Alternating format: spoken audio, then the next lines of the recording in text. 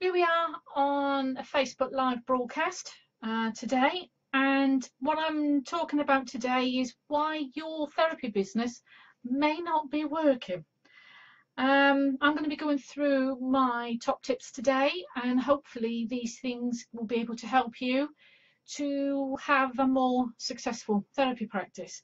So my name is Alison Brown of Ali's Therapy Academy, and I'm been an experienced therapist for the last 17 years. And with the Academy, I share my top tips and my thoughts and ideas for running a successful therapy business. So, does your therapy business, do you find it a struggle? Do you find it that your diary might be a bit empty? Do you find that when you're chatting, to other therapists, to other people, that your business is not doing as well as you'd like it to?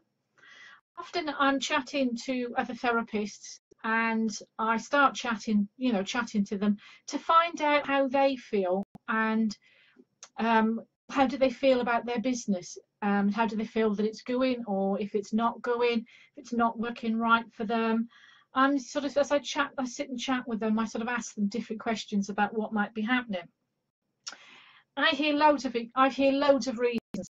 I've heard the recession, I've heard Brexit, I've heard not having enough time. I've heard all sorts of different reasons over the years for why therapists feel that their business is not working. And a lot of them, I'm afraid to say, it's almost like an excuse. Because for a lot of different things and for a lot of reasons, for a lot of reasons that people are giving, there's always a way around it. There's something that you can be doing. If things aren't working quite right, then you find a different way to work around it. I can remember exactly when the recession hit and kicked my business. When that came in, that was October 2011.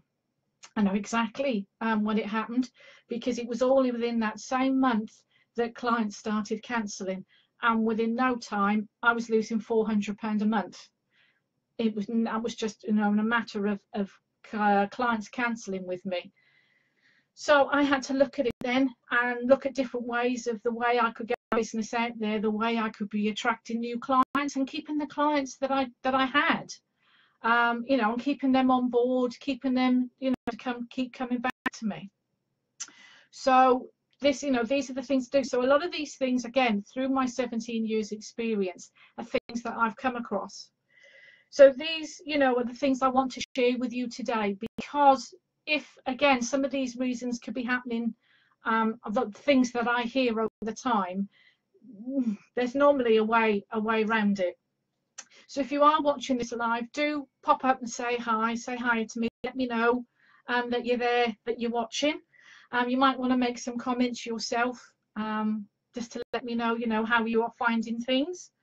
So let's have a look. First point is I'm finding therapists are taking more time talking about what they're doing than they're actually doing it. So I'm hearing from many therapists that they're telling me, that they're a holistic therapist and that they're qualified in massage and reflexology and Indian head, in advanced aromatherapy, that they're qualified in this, and they're going to do more training in this, and they're specializing in this technique and that technique. And then when I'm asking questions, hi Danny, thank you for watching. Then when I actually ask them, then what are they doing? How are they working it? How are the clients they got? How many they see in a week? Doesn't matter if your business, if you only want 5 clients a week, or if you want 45 clients a week. It's up to you. It's your success. But I'm asking, when people are saying to me that they don't have enough clients, they're not seeing enough, or they've got an empty diary, that's when I'm asking them then how many they've got and how many do they want. Hi Sarah. So it's all right, I'm just flicking back and forth to sort of say hello to people as they come on. So I get lots of therapists that telling me that they're this, they're that, they're whatever, but they're not doing anything about it. So then I want to look at them and find out exactly what's going on. And I'm finding they're not telling people they exist. They can quite happily sit there and tell me, oh, how qualified they are and how much training they've had and where they've trained and what they're doing and what their therapy room looks like and where they're working from. But if they're not actually getting out there and telling people that they exist, they're not going to have clients coming on board. I'm often, they say to me, oh, well, they'll find me. They won't now. There's welcome to the 21st century. You really have to be on the ball now with your marketing because there's too many therapists about there. There's so much choice. You've got to be sticking your head up above the parapet now and making yourself known. So it's, again, it can be, part of it is that they're not making themselves visible because they don't want to be seen like they're after it for the money. Well, we've got to be paid, we've got to live, we've got to put a roof over our heads, and we also want to be taken seriously. So we have to sort of, work with things like that. So number 2 is refusing to give up the lifestyle. This is a good one, this. Again, chatting to therapists, working out, finding out what they're doing. Now, I've got other people talking to me and they're going, oh, but Ali, you do far too much. I probably do far too much for my own business. But it's not that I'm not a good therapist, it's just that I have to work at it to keep the business going. And as I said, I'm still here 17 years on. Some therapists can do the little amount of work and they've got a fully booked diary. Brilliant. Good luck to them. I think that's great. But some of us have to really work at what we do. But again, I'm often finding therapists when I'm talking to them and I'm actually finding how long or what they actually do to work on their business, they're not actually working at it. So they might have, again, they might have children. And again, I'm not getting at those that have got children, but they get up and they do the school run and then they've got to do the school run at 3 o'clock. So let's say that's between 10 and 2 they're working. That's their working time. So between 10 and 2 o'clock, they've got to find the clients, work on the clients, do any marketing, do any bookkeeping, do any social media, do all these things. Because from 3 o'clock, they might be mum's taxi, or they might, being at home to preparing the evening meal, being there, sort of like being there obviously with their husband, or they might have classes to go to, some fitness, or they might be doing the dog walking. There might be some activity that they're doing in the evening. And then again, it comes to weekends and it's family time. So they're working, their time slot is 10 o'clock in the morning till 2. That's not a lot of time to run a business. I know of therapists that are working full time, 9 till 5. They then work every evening and they then work every weekend. Not a lot of time for family, not a lot of time for anything else, but they're working that way so that they can build their business up to then leave their full-time job to be able to concentrate on their therapy business and let that become full-time. Tendency with me is that I can sit there and I can do more work than, because I love doing it. So I sort of tend to be always playing on the computer or trying new things or trying to create new stuff because I'm always on the computer. But that's partly my passion and my way of learning. But it's, you've got to be sort of looking and doing things that can help the business. You've sort of got to look at when the people say to me, oh, well, I haven't got enough time. You've got to find the time. Whether it's before the children get up before school, whether it's once the children have gone to bed, that you find the time that you can work on, whether you've got to, look at your diary to find a creative way to get more clients, whether it's a Sunday night that you're sitting there prepping and planning and scheduling for the week ahead, whether it's you've got to do the emails, whether you've got to sort of, there are always different things. You've got to find the time to do it. So it's not just a case of, let me just think about this again. It's also that I know of therapists that have the family, that they're giving up the full-time job, they're then running their own business, that they have family that come and drop in.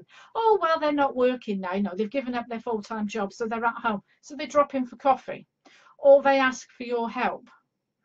And it could be that this is your time for working, and you have to then set the boundaries and say to them, actually, this is my working time. Please give me a ring after 5 o'clock, or let me know if you're coming, or we can set a date in the diary. You've got to start setting the boundaries and let your family and friends know that this is now your working time, that you're deadly serious about this and you're working hard at this to make it work for you. Number 3, it's a hobby or business. I know some therapists that don't really have to work because their husbands have got a very good job, or the income is coming in that they don't have to worry about it.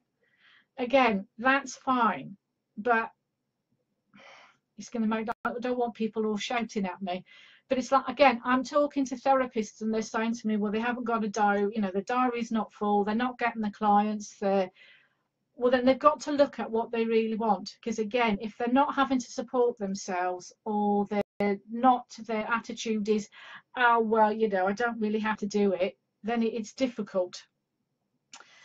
It's, it can be a difficult time then. So it makes it more that it's trying to find the right wording. It's a difficult time when somebody hasn't really got to worry about working, then it's harder to get their own mindset in having to work. Number 4, you only do the bare minimum of marketing. How many therapists have I seen or heard, again, that say they haven't got the clients, or the therapy business is not working, I'm having to give it up, I'm having to go and get a full-time job. Again, I chat with them and I find out how much marketing they do. 9 times out of 10, I find that they're not doing a lot. How many marketing pillars do you have in place? How many different ways of marketing do you do? So I asked them, they may have a Facebook page, but very rarely post on it, maybe once a week. They may go to networking, but networking's not for me. Or if they do make contacts, they don't follow it up. Or they may be meeting these people or getting leads, or people that are inquiring about the therapies or the prices, but they're not taking their email addresses and building a database. What do you do with a database? That's when you keep in touch by sending newsletters, by sending the occasional email, just to let them know about the offers that you have, or some helpful hints, tips and advice that you can share. Share your knowledge and your expertise. So it's these type of things that you work at that keeps you in touch with your clients, that lets you know that you're there, that you exist, because you have to remind them that you're still there, not for them to remember you. So again, I mean, I've talked to therapists and I've said, well, what marketing do you do? And I said, well, if you've got a Facebook page, no. Do you have a website? No.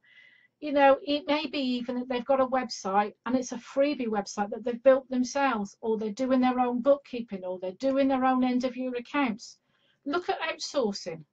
Look at giving it, this type of work to other people. Look at up-leveling and upgrading yourself. But all these things that you're not doing with your marketing, it's like self-sabotage. You are just ruining your business by not being out there and marketing it, not putting it out, not being visible, and not being out in front of people. So number 5, you hold yourself back. So you could be maybe that you might actually be secretly scared of your success. You might be a bit frightened that you may have some money blocks there, or you're a bit frightened of doing well. I got some therapists that are doing exceptionally well, that they're even thinking now that their husbands might be giving up their full-time job to come be with them, because they're working enough to keep pay for them both, and might be getting the hubby to do the admin for them. Not quite in that situation, but it would be rather nice. But there could be the situation that actually they're a bit nervous of doing well. They'd rather stay small. They'd rather that they only have so many clients a week, that they might be struggling a bit because that's what they're used to. How often have I heard that that therapists say, oh, well, I'm not in it for the money. I'm here to help people. I'm healing people. I'm helping and healing the world. It's not about the money. Well, for some of us, a lot of us, it is putting that roof over our head. It is valuing ourselves. But I had a shocker. I was watching a Facebook video the other day, and I had a shocker where somebody was saying that they've actually heard tutors saying you're not actually going to earn a lot of money in this industry. Excuse me. Yes, you can. It's, you've got to think about money in any situation, in any job, in any business. You've got to think about the money and how much you're valuing yourself, how much you charge, and what you need it for, covering your expenses. Because if you don't cover your expenses, you've got no business. So it does thinking about money and success and, being out there. So number 6, refusing to invest in yourself. This is an interesting one. This is what I see many a time, and I must admit I was guilty of this myself when I first started. As a therapist, or holistic, complementary, whatever way you want to call it, as a therapist, you start off and you get your qualifications in your therapies, and the passion's there, and you learn more and more, and you add more and more to it. So you add on aromatherapy, you add on reflexology, you add on Indian head massage, you add on maybe vertical reflexology, you add on different sessional techniques. So you're adding more and more and more training as you go on with your business. But then as you're getting the more and more therapies, as you're getting more and more to your toolbox, are you getting the clients in to go with those therapies?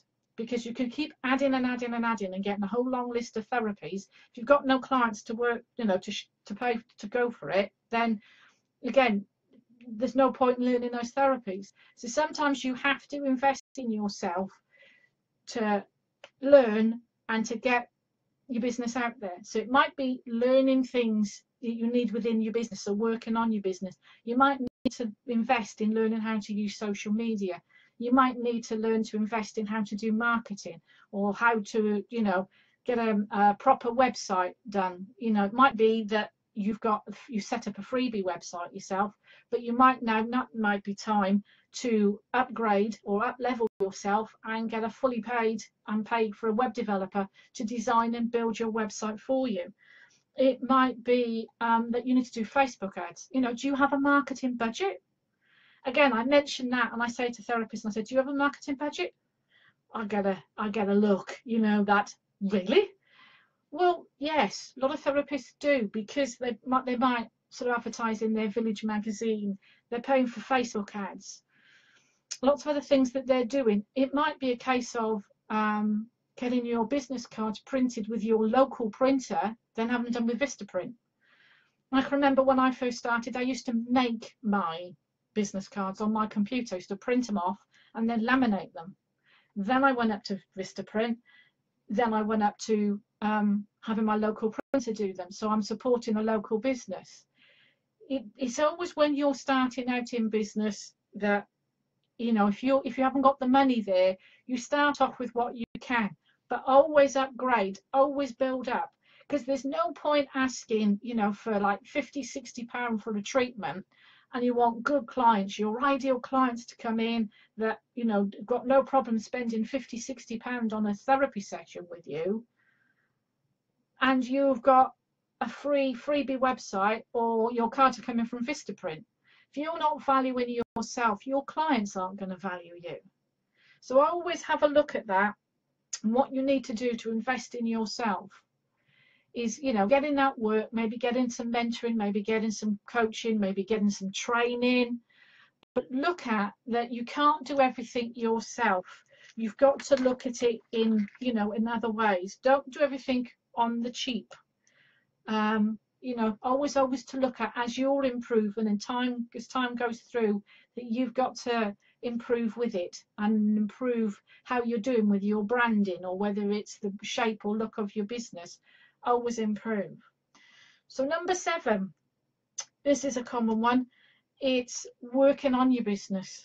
Again, lots of therapists, and we all love our therapies, and we love working with our clients. So we love working in it. We love providing the therapies. We love being on call and being there for our clients. but many don't work on their business. Now, the ideal one is 90 minutes a day, and I know that's difficult, but again, this is finding time. So at least have a look at 2-3 times a week that you can spend those 90 minutes in working on your business, on working on things that help to bring the money in, which is helping to bring the clients in. So it's looking at marketing, it's looking at scheduling your posts, it's looking at planning, it's looking at brainstorming, creating new ideas, looking at your offers, developing newsletters, things like that that you might want to, that you need to do to within your business. You might want to dedicate, say, like a Sunday evening to look at your diary and plan and schedule your week ahead. So around your clients, you will slot in where you can work on your business. You can market your business in 10 minutes. There's little things that you can do in 10 minutes that to market your business and get it out there. So there's always time. I'm terrible on a weekend. On a Saturday, I love to sit in front of the telly and watch the sport. I don't take part, but I love sitting watching the sport on the TV. So I will have my laptop on the go by the side of me, and I will work on that during the day, whether it's looking and following other people and ideas, creating ideas, scheduling my posts, doing some journaling or something that I'm working on while I'm sat there in front of the TV. So there's always time that you can find to work on it, whether it's actually taking yourself away, whether it's in an office like I'm very lucky here with my cabin in my garden, or taking yourself off to a cafe and sit and planning it on there, whether you take your books to bed with you at night and sit and plan the night before about your next day. But sit there and work on your business, because when you do that, when you again value your business, and people will value you. So it's working on that and getting it out there. Number 8, you may not be attracting your ideal client. We've seen the offers, we've seen Groupon, we've seen them where the therapists are out there, and I know I used to, when we used to say special offer this week, £20 off this treatment, normal price off, it's £10 off, £20 off, it's always money off. Why not add value to your therapy? Because we don't like a bargain hunter, we don't like no-shows. So do you have your cancellation policy in place? Do you, oh, I've got a thumbs up there from someone. So there's the cancellation policy in place. There's, have you got that? Maybe if you've got, if you're prone to no-shows, maybe it's about time to start thinking of taking deposit when somebody books up. It's not something personally that I do, but it might be something that might be more suitable for your line of therapy of what you do. But certainly something to think of, and definitely a cancellation policy, whether it's a no-show for full invoice or half invoice, for the half price of the treatment. Got to make these people aware. You've got the dentists and the doctors, they wouldn't cancel those, and you've got other businesses that they wouldn't dare cancel or wouldn't dare not show for it. And if they're like that, do you really want them as your ideal client? If there's an illness or something's happened in the family, of course, and I'm there, I will rebook them in for the following week or within the next couple of days. But sometimes you have got what we call the bargain hunters, that that they are only looking. Have you got people that have say to you, oh well, look, I can't really afford that, any chance you can give me some discount? Would you? It's why I understand therapists doing treatment swaps, and that's great. If you're both happy to do that, that's fine. Again, I used to do that in the beginning when I first started. Now I don't. I pay because I want to value what I do, and I value it because I actually pay money for my massage or my reflexology. I pay for that because it's their business and I want to value it.